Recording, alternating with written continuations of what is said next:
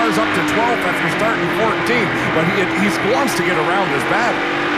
Well, he's also got to take care of the race car. He's in a points battle. You'll hear us say that a lot in this show, but I'm telling you, you got to be careful when you're big picture racing, and he's very hungry to get back up the front. He almost got a little too hungry up on the rumble strips there. Here we're seeing a great battle for 7. John Gaunt recovering after getting squirrely in turn 3. He's working the outside of Nathan Weenk. Hard to tell who's got the advantage, Bill. This is awesome. Everywhere in the racetrack right now, we're side by side. Good racing front to back in this field. Fitzpatrick finally gets a break as we're on board with Mark Dilley now.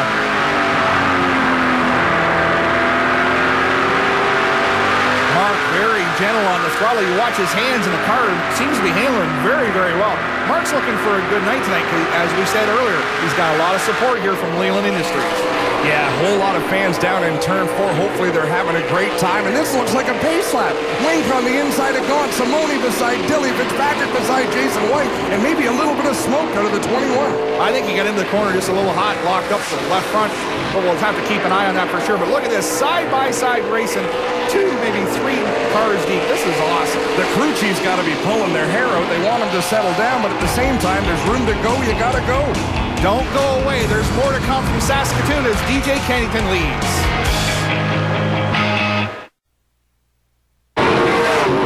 You're watching the NASCAR Canadian Tire Series from Auto Clearing Motors Speedway in Saskatoon. The 17-car DJ Kennington leads the Velocity Prairie Thunder 250, but the 84 J.R. Fitzpatrick has now moved into the 9th spot, Billy. Well, you know, the kid's just hungry, and you know he's not going to give up. He'll drive the tires right off the thing, right to the rims, trying to get to the front.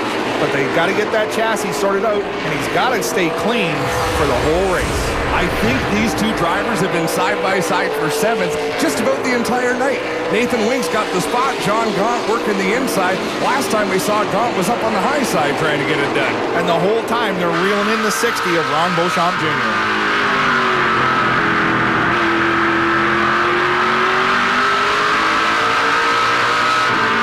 The throttle is John Gaunt. Obviously a little bit less, so how much different is it to drive on the inside from the outside, Billy, from the driver's seat? Well, you got to float it in a little softer on the bottom because, you know, as I say, you're turning a smaller radius, so you got to be a little more gentle on the brake pedal. You can't let the car slide up because, you know, the other dude's right there, and he's going that lesser arc, and he's carrying more momentum, so your tendency is trying to jump on the gas and stay with him, and that's a bad thing. Nathan Weenk running just his 2nd race of the season. Fairly limited experience. Although he runs this Speedway on a regular basis, he's not as familiar with these cars as some of the drivers. Well, being a local boy, you got to have some knowledge for sure. But they're not a local guy up there in front of him. Todd Nickel, we got to give Todd props. Todd was one of the local guys that put up all the prize money or guaranteed the prize money when the club was a little iffy about coming here.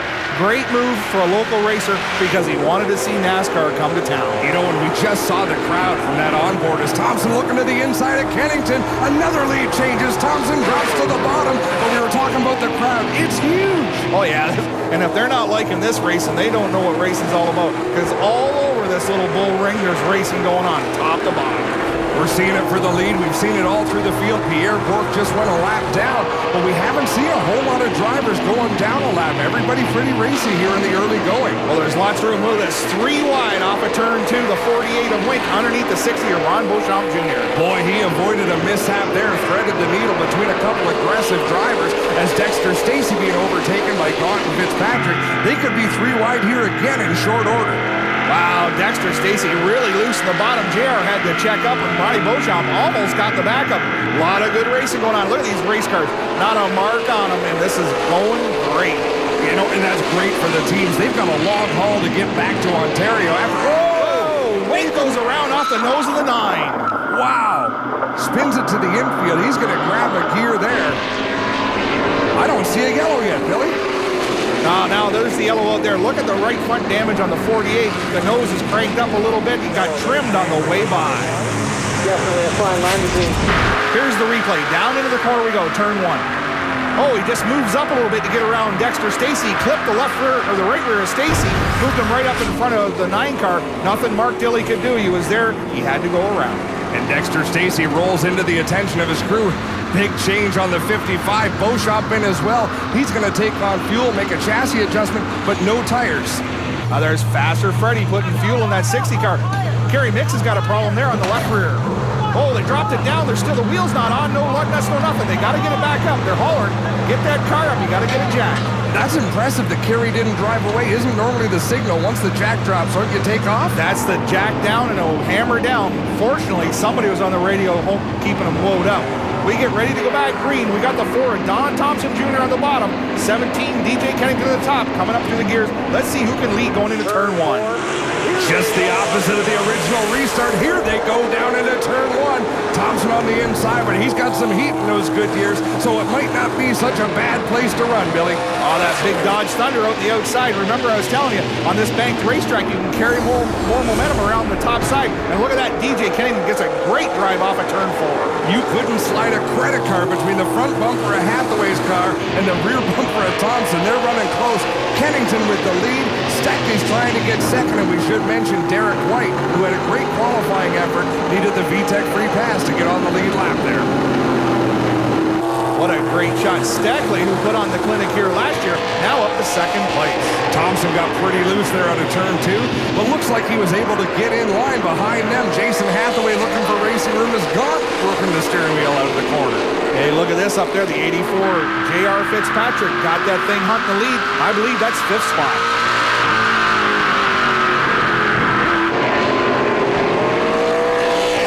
Simone working the outside of John Gaunt. He's got Mark Tilley to worry about as well, so Simone sort of moving forward, but the potential's there to go backwards as well.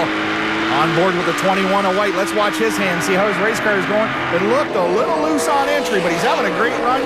Fresh heart underneath the hood. The thing's running good for him tonight. You know, it's the same thing we saw earlier with Jason Hathaway. Are you thinking defensively at all if you're John Gaunt, or do you just have to put the mirror up and drive your own car? Just put the mirror up, drive your own. Listen to what the spotter's telling you on the radio, and get the thing down to the first pit stop and make an adjustment. Just watch the back of the car. You can see the wheels turn.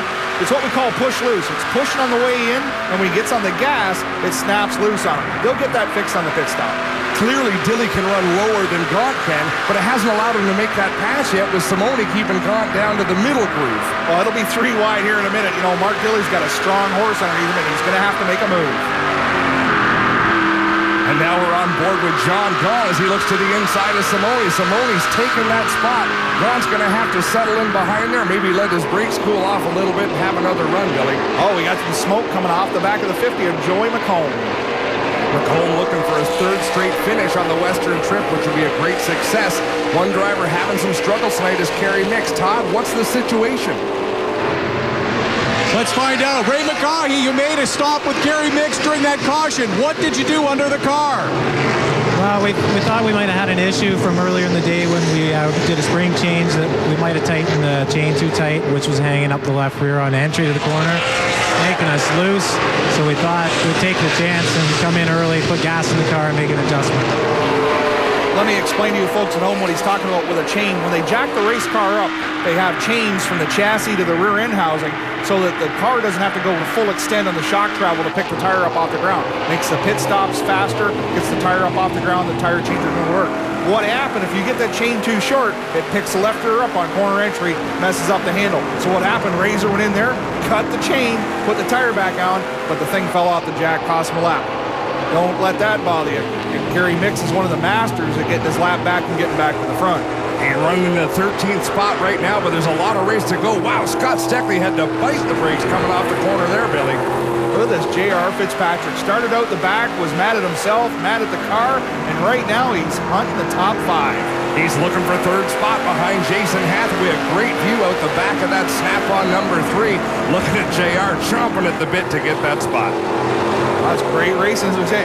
The car that's sliding back is the 22 of Scott Steckley. He was up in 2nd, and he slipped back a little bit. And right now, DJ Kennington is the guy that's got everything under control. He just put a lap on Derek White. White been running in the 12th position. Now a little love tap to Todd Nickel. He wants Todd to get lower on the racetrack so he can go by on the high side. Nickel runs in 18th place right now, 2 laps behind the leader. DJ Kennington, look at that. Cut the middle and off the bottom. Great drive off the corner and leaves Thompson in behind the 2 lap cars. So Nickel now 3 laps down as we see Don Thompson looking for a way to get by. DJ Kennington with a little bit of breathing room now that Thompson got slowed up by that lap traffic as well. I think Thompson might have got by just a little bit quicker than DJ. But you know what? It doesn't matter. There's a long way to go yet here tonight at Saskatoon.